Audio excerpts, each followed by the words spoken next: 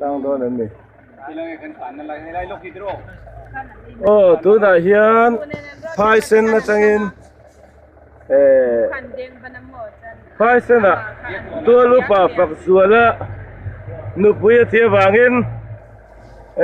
chimbe kan chas bot chairman uzon sona hobin kan kala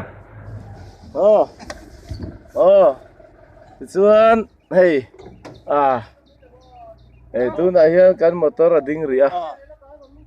in kal na min kal thil ma tia in ko thong so da buran hai sin to lu thiang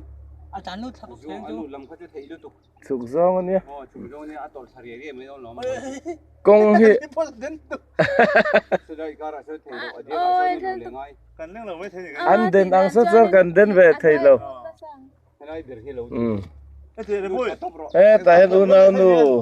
a tia le so meeting nei ani he kan ele di vice president phil veng ani a rồi na a ke so he ta kan biar sum vong tu led u na nu hn kimi motor hian min soi na sa kan bule lop thina he la ya a korban chaulang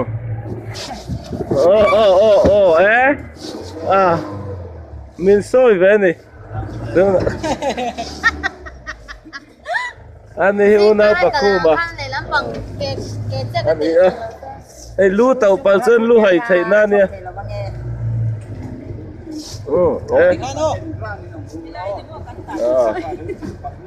khụp zong khụp zong kan om lâu chuan in bung bu zong kan om mang te kan lau ber ania tu da ya de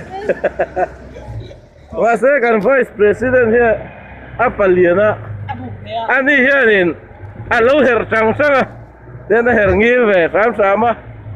tai du na nu da dina no pui kan ele di elai lo kuar phian mai kan galo ka mi pui ta mi lo ngai chang lo pula an tam na bo ka han tang le ni hay kan tan na ngai ni mo lung pong o mani ta hian lung pong chuk chen ru ti ari awangin pong po ni man so irfan don pat